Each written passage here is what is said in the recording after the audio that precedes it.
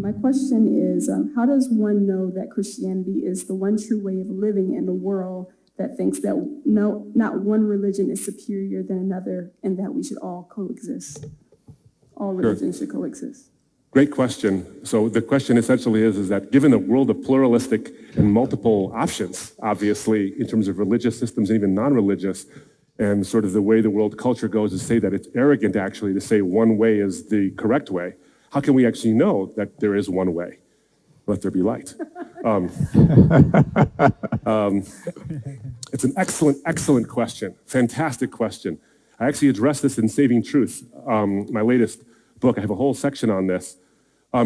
First is the underlying assumption that pluralism, it's a good thing in the sense that no one worldview becomes forcibly dominant over others. We can't enforce Christianity or enforce Islam or atheism on people. People are trying to do these things, but we shouldn't, because I don't think force actually leads to truth. I think debate, civilized debate leads to truth, and the problem with the statement that all religions are equal or maybe equally invalid shuts down debate. When you call someone intolerant, you're no longer actually engaging in debate. You're just simply shutting them up. That's a way to force non-discussion. So we hear this phrase, right? All roads lead to God. You've heard this phrase most likely, and most likely some of you have heard this phrase, all roads lead to God. You've heard this, correct? Yeah. Okay, so here's the problem. The statement, all roads lead to God, is meant to respect all roads as if they're equally valid. It doesn't actually respect all roads. It disrespects all the roads because they don't even claim to lead to God. So if you're saying all roads lead to God, you're not taking any of them seriously. How do I know this? Let's take a look at Buddhism. Buddhism, as Buddha taught it, didn't teach you and me that we are going to go to heaven. It taught us that we don't even have a self. The self is an illusion. All we are is an accretion of karma. And that once you, whoever you is actually, works off your karma through the cycle of death and rebirth, you become extinguished. You don't go to God. Hinduism tells you that you are God. And that I'm God and you are God. Now, you're not a God, and I'm not a God. We are all the God. So we're under the illusion of separateness.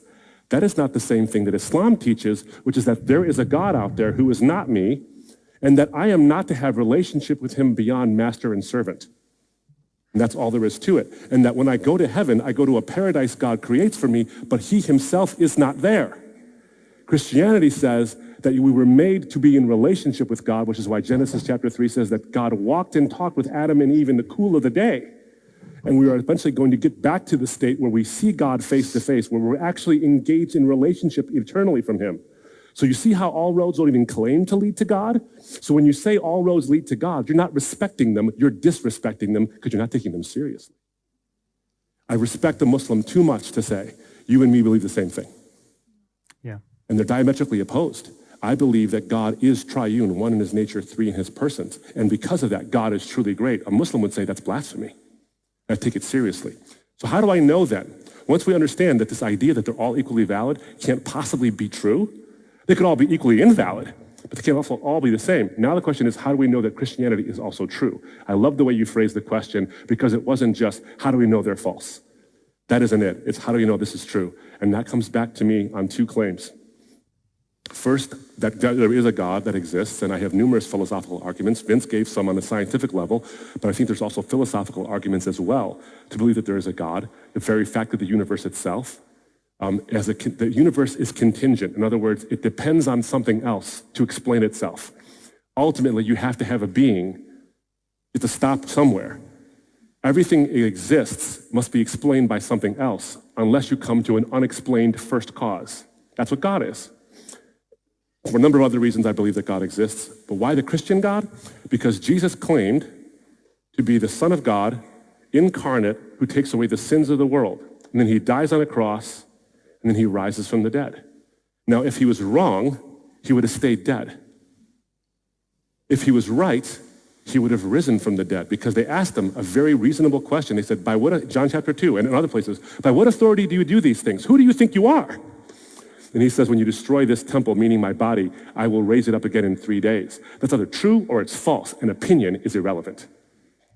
So if he died and stayed dead, we would have no reason to believe him. If he died and rose again, we have every reason to believe him. People often ask me, why Jesus and not Muhammad or Buddha or Confucius or Krishna? Here's the reason.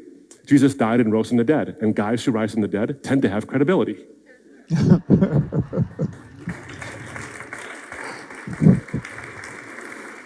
So the question then becomes, how do you know that he rose from the dead? Without making a longer answer even longer, let me suggest this. I've done numerous debates online, and we can get into this more, maybe some more questions about the historical evidence for the resurrection of Jesus. I have 4 facts that are strong facts. In other words, scholars, whether they're Christian or atheist or whatever, who study the historical Jesus, say is true about this historical Jesus. 1, that he died by crucifixion. We have to have a death before we have a resurrection. That's kind of how it works. And that's historically accurate. John Dominic Crossan says that his death by crucifixion is as sure a fact as any ever could be. Then we have the appearances to the disciples of the risen Jesus. Skeptical, non-Christian historians say that the disciples saw something that convinced them that they saw not the surviving Jesus, not the escaping Jesus, but the actual resurrected Jesus. So we see that. So we see that the appearance of the disciples. Then we see the skeptics, Paul and James. They're converted. James was a skeptic. You read this in the Gospels. Paul was an enemy of the Christian faith. I'm a trial lawyer. Now, when you have somebody on the other side who disagrees with you so very violently in that sense that they're like the worst witness you could possibly have on the other side of you, but they suddenly switch their position because they realize you're right. What do you do with that witness? You put him on the stand and you let him talk for days and days and days to the jury. The best kind of eyewitness testimony is somebody who thought you were so wrong, who now thinks you're right, and it costs them something too. To say it. They're not just making it up. It costs them something. It's exactly what you have in Paul. It cost Paul everything. He was an enemy of the Christian faith and switched and claimed to be the champion of the Christian faith based on his claim, I saw him with my own eyes. If he didn't, he knew he was lying. Why would you die on purpose for something you knew was purposely a lie? That gets you nowhere.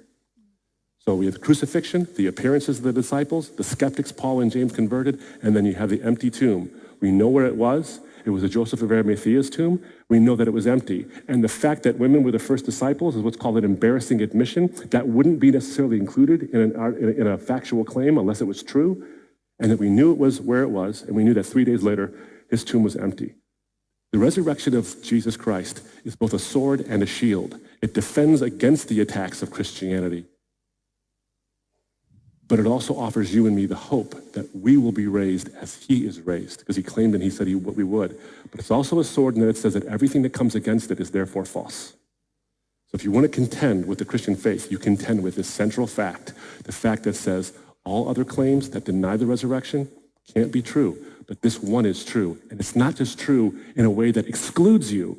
It's a way that it's true in that it includes you. He didn't die and rise for Christians. That doesn't even make any sense. He died and rose so that we could all know Jesus, know God. That's the whole point.